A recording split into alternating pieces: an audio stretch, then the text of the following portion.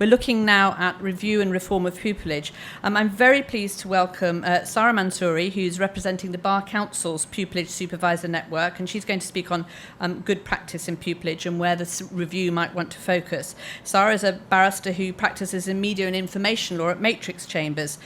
She often appears for claimants in libel, privacy and data protection claims, and she's represented hundreds of victims of phone hacking. She acted for the core participant victims in the Leveson inquiry. She's the joint head of training committee at Matrix Chambers and a trainee supervisor. You note that I stress the words training and trainee. Katherine Barnes, our second speaker, is the co-chair of the Young Legal Aid Lawyers, and she's going to speak on pupillage and the experience of the Young Legal Aid Lawyers members.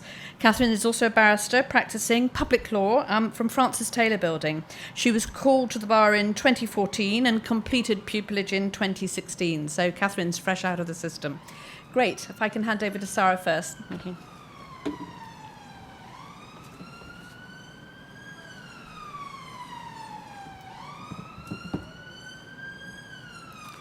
Hello, thank you for the invitation to speak, Vanessa. I'm going to be speaking with Katherine, as Vanessa said, on how pupillage is working. And I'm going to be giving the view from Chambers, and then Katherine's going to be looking at it from the point of view of the pupil. At Matrix, we use different terminology, and we call it a training contract and trainee supervisor. So I'll probably shift between the pupil language and the trainee language.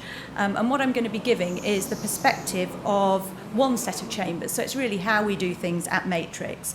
And we seek to adopt best practice in recruitment and training of our trainees.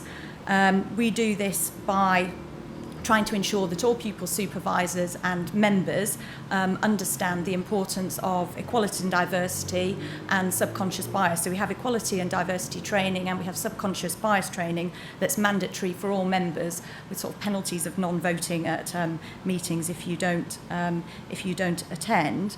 And we also review our policies regularly to seek to improve them if we can. But we're always aware that things can be done better. So what I was going to do is look at the different steps that we take, right from encouraging applicants from a wider pool, going through to recruitment, and then how the training process works. Because if we want to encourage a wider practice and diversity, it's important to get the applicants through the door. So we have student open days in Chambers, and we also have diversity open evenings. We have those in the evening specifically so that people who have got caring responsibilities or are working can attend. And we also do things through Chambers, such as engagement with local schools. We've got a relationship with Parliament Hill School, and we run lawyers in schools there, doing sessions on different topics like family law, criminal law, human rights. We attend legal carousels with other careers, together with, and that's been done again at Parliament Hill, and try and do as much interaction with those types of activities as possible to try and take the bar out to the schools and places that wouldn't necessarily have access to it. As far as the recruitment's concerned, we adopt a 3-stage process. We normally have several hundred applicants for 2 places in Chambers. And the first stage that we do is the sifting process, going through the applications. We're very transparent in how we do this, and we set out marking criteria on our website, which is detailed. So we explain, for example, there's 4 marks for academic achievement, 2 marks for intellectual aptitude, 2 marks for legal-related experience. We also have 2 marks for what we call matrix attributes, and those relate to what we've set out on our website to be our core values. And those are things that we take through both at the recruitment stage and also throughout the training process. We did have a recent review of the core values to see if we could try and reduce them, because there are quite a few of them, but in actual fact they've ended up growing in number. And we're now, they're on our website, you can have a look, but to give you a sort of feel for the sort of things that we're looking for is a commitment to working together to deliver legal services, a democratic structure, client care, quality of service, closer links between practicing and academic lawyers, continuing education, efficiency in administration, caring for the environment, ethical legal practice, which leads into our earlier talk, independence, public service ethos, work-life balance, continual training, and respect and courtesy. Those aren't all of them, but it gives you a flavour for the sort of things that we're looking for. And we take those into account when we mark each stage of the application. So the specific marks for that at the sifting stage. It's done by 2 people who conduct the same exercise using the same criteria. And at the end, we have a meeting to discuss, and up to 40 applicants go through to the next stage. The next stage is an interview stage conducted by 2 members of chambers. It lasts about 10 minutes. There are 2 questions, and the same questions are asked of each person. And again, it's marked against set criteria. And then about 8 people go through to the next stage. And then that's a longer 30-minute interview with a panel of 5 people. And we're looking there for exceptional intellectual and advocacy ability, excellent ability to relate to clients, and understanding of matrix values. So you can see there again that we're trying to bring in the matrix values and those other wider factors that I mentioned earlier. That lasts 35 minutes, and there's a 30-minute exercise that all the applicants do beforehand. And what we try to do in that process is make sure it's transparent. So this whole process is set out on our website, and so that when people apply, nothing should come as a surprise, and they should be able to see what we're doing. And as I say, we're constantly revising things and learning lessons where we can. As far as the training process itself is concerned, we have 4 seats in chambers. And we have rotating seats because we have various different areas of practice. So, for example, I'm in the media and information team, and I've always almost had a pupil or a trainee with me who sits for 1 seat with me before moving on to deal with things like education, crime, and other areas. We do that in conjunction with the trainee and ask specifically what they're interested in. So if they are specifically interested in an area of law, then we make sure that they've got a seat in that area. At the end of each period, we have a end of seat meeting, and the trainee supervisor produces a report. The report concentrates on various areas, being what is their conduct like, have they produced, what's their quality of research like, have we had an opportunity to see their advocacy, and we also have a question about the core values and whether they've displayed a willingness to and an ability to conform with the core values. Those reports are also provided to the trainees, so they see them as part of the end of seat meeting. We have a mentoring arrangement in place as well for all trainees, and I think this is important because while we've got the supervisor and trainee, the trainer and the supervisor and the trainee relationship, which is an important one, it's also important for people who are going through what is a very stressful process to have somebody else that they can talk to if they need to. So each trainee is appointed a mentor and can go to them if they've got issues that they want to raise.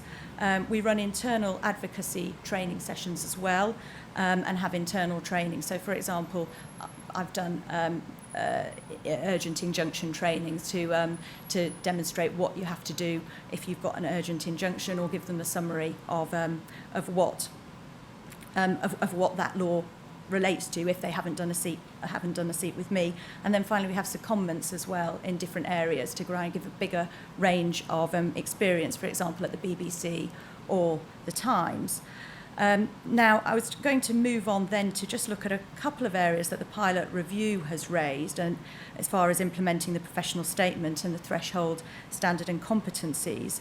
And I was going to mention a couple, because one is the one-to-one relationship between the supervisor and the trainee, and whether that is something that ought to be rethought about or can be made better.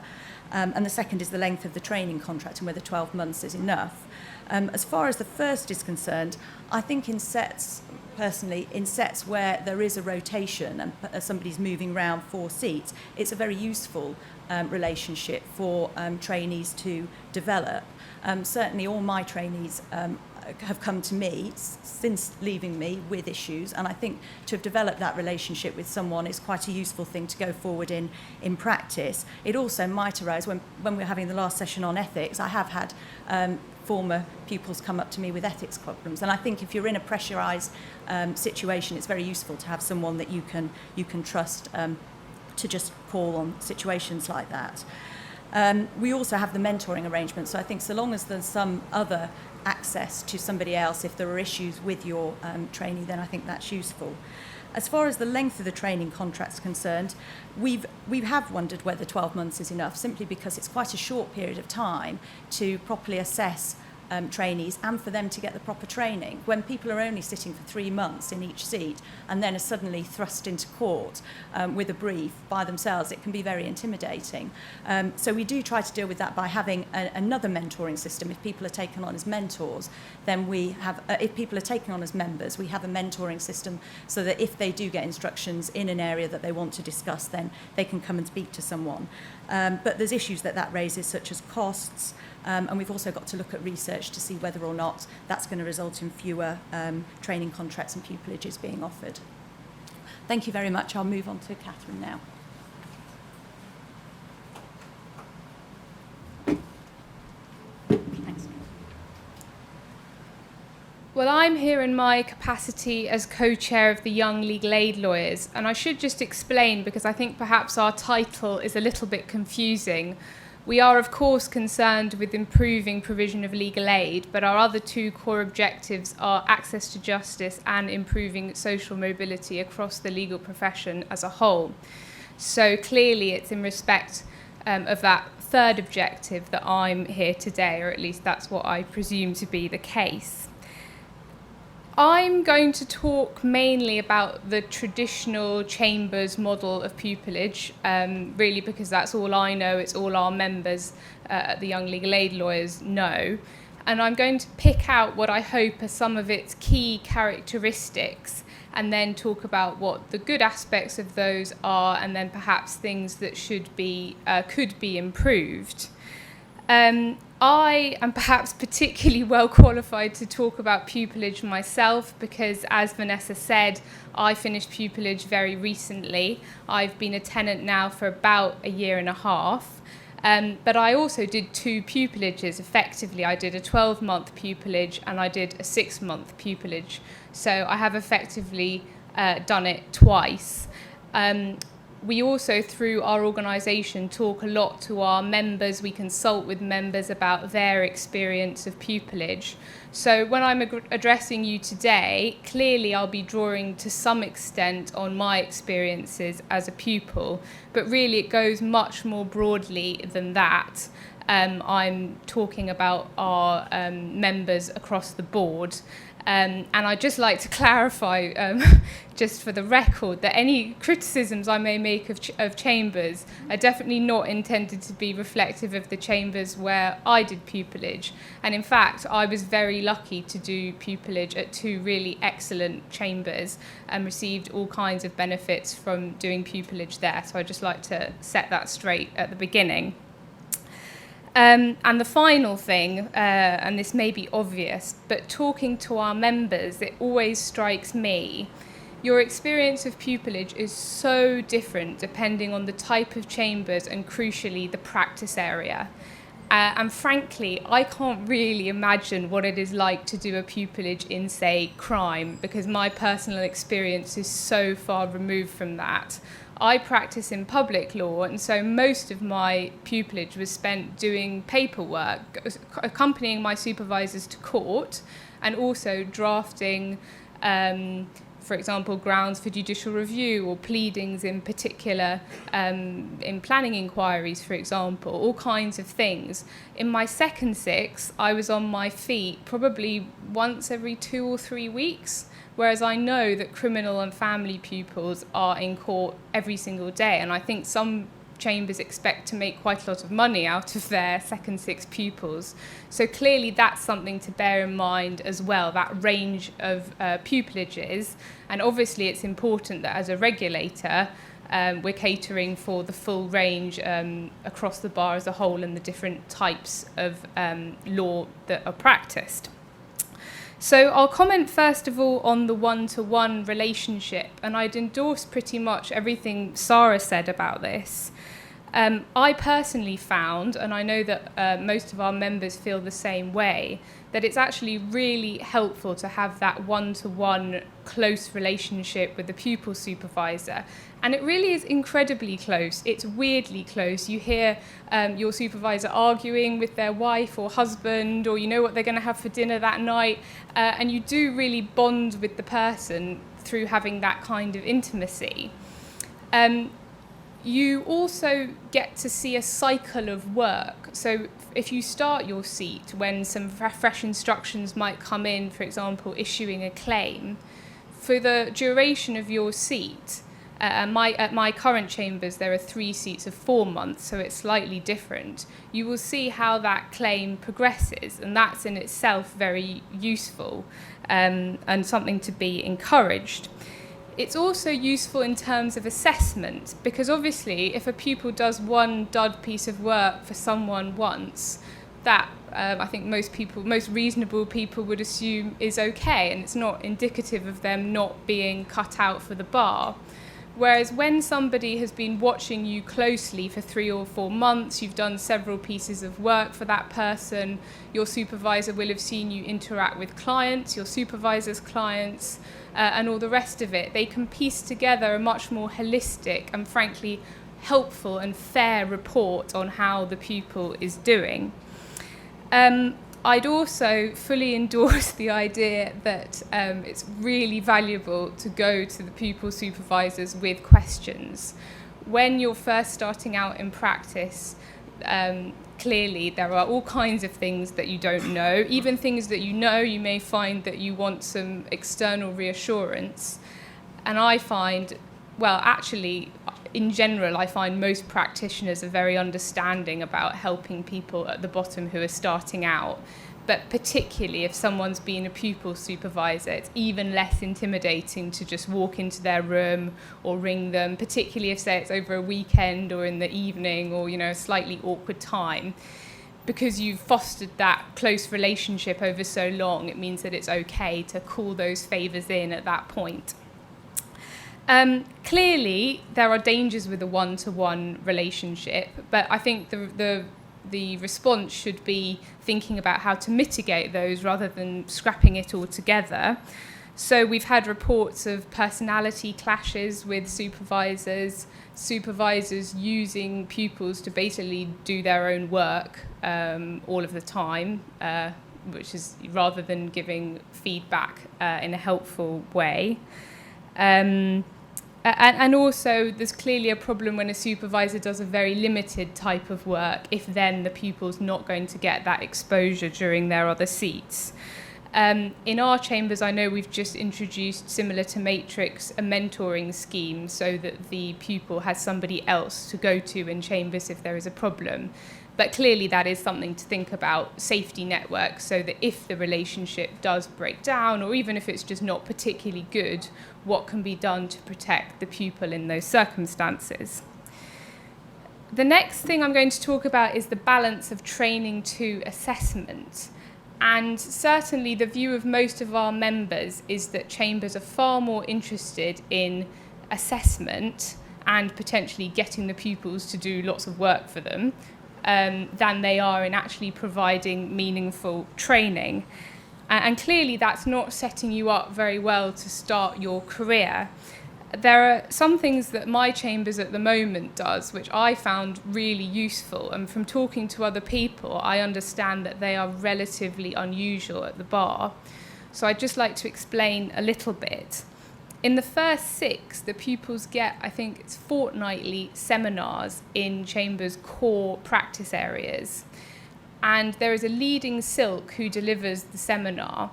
And in some cases, a huge amount of preparation goes into the seminar, and I've still got an amazing handout from a Silk who specialises in compulsory purchase. And I kid you not now, if I get any question about compulsory purchase, I go straight to his handout before I open any books, and then possibly straight into his room. But after that, if I have any more questions. But seriously, those are really helpful as a way of giving you a framework, so you're not just shooting in the dark. At least when you open the book, you know which chapter you should be looking at. You know a broad framework. The other thing we do in Chambers is there are 4 advocacy assessments, 2 judicial reviews and 2 planning inquiries, which are obviously tailored to the kind of work that we do.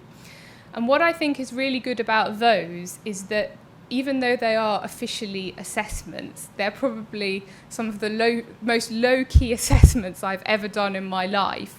When we did the first planning inquiry, the Silk running it kept stopping it every 5 minutes and telling us what we could have done better, giving it a go herself and making us all feel totally inadequate when it came to cross-examination. But that kind of relaxed, non-judgmental environment meant that when I actually went on to do my first planning inquiries, I felt a lot more confident. And I think if the primary focus had just been on assessing us and totting up marks for some kind of decision, that wouldn't have been particularly helpful. I am running out of time, I can see, so I will skip on to a final point, which I suppose is particularly personal to me because I ended up doing a third six pupillage. I was completely shocked how unregulated the third six market, if you like, is. The normal pupillage is incredibly controlled, and there's advertising and an application process, and you know when decisions are made at a particular time. It's the land of cowboys when it comes to third six pupillage. And it's probably an absolute miracle that I got some, let alone somewhere decent. And I think that that's something that really does need to be looked at. In particular, the dates that chambers make their decisions on tenancy. If you're right at the end of the 12 months, all the third six pupillages will be gone. Some chambers advertise on their website. They're very transparent about recruiting for third six pupillages. Others don't advertise at all, and I think sometimes if a CV crosses their desk that they like the look of, they will decide at their discretion to offer a third six pupillage. So these are all things that, in my view anyway, and in the view of our members, need to be looked at. Regulators' ears always prick up when they hear the phrase, there's cowboys out there. So thank you for that. Could I invite questions of our speakers? And I should include also Justine answering questions as well, because Justine's got very substantial pupillage and training experience within chambers and indeed outside chambers as well. So, Duncan, can we start with you? Yes, Vanessa, thanks for calling me again, because I'd like to go back to my question at the beginning, which I don't think was answered. What's in the pupillage pilot? What's in the pupillage pilot? Julia, you're at the back. The manager of the pupillage pilot is in the audience. Could you tell us, do us an elevator pitch for the pupillage review? Okay, so the pupillage pilot is a combination of looking at how pupillage training organisations, so that's chambers and other types of organisations, will implement the professional statement and competences as the framework for their training in the future. So we're trialling that with a small group of training organisations before we try and roll it out to everybody. We're also, as Justine said, looking at some of these wider questions that have come from previous consultations and which will potentially feed into the rule change consultation that was mentioned at the beginning. So, for example, the one-to-one relationship between supervisors and pupils, the length and structure of pupillage. But if you'd like to know more, come and chat to me afterwards, and I'd be very happy to share more with you so that you can share it with your group. Thanks very much, Julia. Who else would like to ask a question? I'll come to you in a moment, James, if there's somebody right at the back first. Hello, my name's Simon Buckingham. I'm 7 years PQE at the New Zealand Bar, and I'm now a dishwasher at Sissinghurst National Trust. Does the panel think it appropriate, and the Bar Standards Board indeed, that barristers from other jurisdictions overseas are not just asked to do pupillage, but then have to compete against British qualified students, some of whom haven't obviously the same amount of qualifications. And then once it actually gets to selection for pupillage, as Ms Mansoori said, greater weight is put on academic when overseas, obviously, you're not necessarily sure of the academic qualifications compared to actual experience when some, like myself, have had big cases, have had... Okay, I think I've got the gist of the question here. So this is, how should we be treating lawyers who qualify in other jurisdictions? Should we be requiring them to do exactly the same pupillage as everybody else? Who's got a view? It depends. I mean, obviously, there's exemptions that can be applied for. There are certain, as far as visas are concerned, there are certain visa requirements that need to be, you have to have an existing right to work in the UK, or you've got to have sponsorship, and so that can cause some hurdle that needs to be surmounted. But if you can get over that, it doesn't matter where you've done your qualification as far as our applications concerned. And indeed, we've had people who I think that our trainee last year was New Zealand qualified. So it's if you've got the relevant experience, it's something that's taken into account in our process. Justine, have you got any thoughts on that? Only really to very much agree with what Sara said. I mean, from my point of view, whilst I was head of pupillage, good experience is good experience, and it doesn't really matter where it comes from. Obviously, different chambers have different marking systems. By the sounds of it, actually, the system we adopt in respect of marking academics, for example, is quite similar to that Matrix adopts. And I think that's really important to have a very clear marking system in order to be able to assess pupillage applications properly. Just as a point of information, the authorisations framework that we'll have to produce will have to set out very clearly how we intend to deal in the future with those who qualify in other jurisdictions, and what sort of equivalences we may or may not accept, quite where we will be sending those people if they wish to practice here. So, any more questions? James? In relation to the question of the length of pupillage, if pupillage were to be extended to 2 years, could the INS and the pupillage providers together, perhaps with the assessment on the INS, not conduct the skills element of the assessment, leaving the knowledge element of the assessment to the qualifying law degree, and completely abolish the BPTC and the associated expense entirely? Do you want to start with that, Justine? I think it goes to questions that we've already dealt with in our consultation. Yes. I think part of what you're alluding to is whether there would be the prospect of a combination of the BPTC and pupillage. Is that...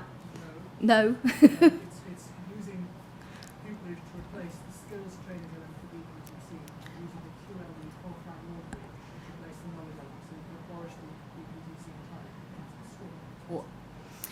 Well, no, absolutely. I mean, I've already discussed the cost aspect of the BPTC in any event.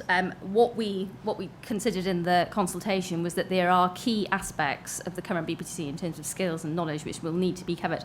And the reality is finding a workable way of achieving that. And that's why we've got 3 managed pathways, because we believe that they are the most manageable and most workable forms of achieving reform and still meeting our regulatory objectives. Yeah, for the sort of system that you're propounding to actually come into effect, somebody would have to propose to do it. So that's the gauntlet thrown down to those who might be thinking about that, and then it would have to meet satisfy the requirements in our authorisations framework. What other questions do we have in relation to pupillage? Right at the back, please, on my right-hand side. Yes, hello. Jared Conway from Brunel Law School. I thought the last 2, well, all the presentations were interesting, but especially the last 2, I guess because they were from recent pupils. Yeah. I just want to ask a more general question, actually on behalf of my head of school who asked me to ask it. Is there any plan to coordinate the reforms to that the SRA is introducing, the solicitor's qualifying exam, and what the bar is now doing? Do you want me to start with that? Yes. So my 10 o'clock meeting tomorrow morning is with the SRA to discuss exactly that topic with some of the executive team who are here. It's very important for prospective students that they are able to see very clearly which route or routes they may wish to take towards qualifying as a lawyer. I choose my words advisedly. So we are working with them. We will have a set of principles in our authorisations framework. We're hoping to make something very, very transparent for people. I have heard very loud and clear what I think Lisa was talking about this evening, about the risk of confusion and how that may inadvertently exclude people from certain sectors of society from coming forward as legal professionals. What I would also say is that if your institution wants to talk directly to us, we are accepting pretty much any invitation that's extended to us to come and talk about the proposals that you, as Brunel as a university, might have for how it deals with this brave new future that's out there. So see me afterwards if you want to fix something up on that score. Final question here, please.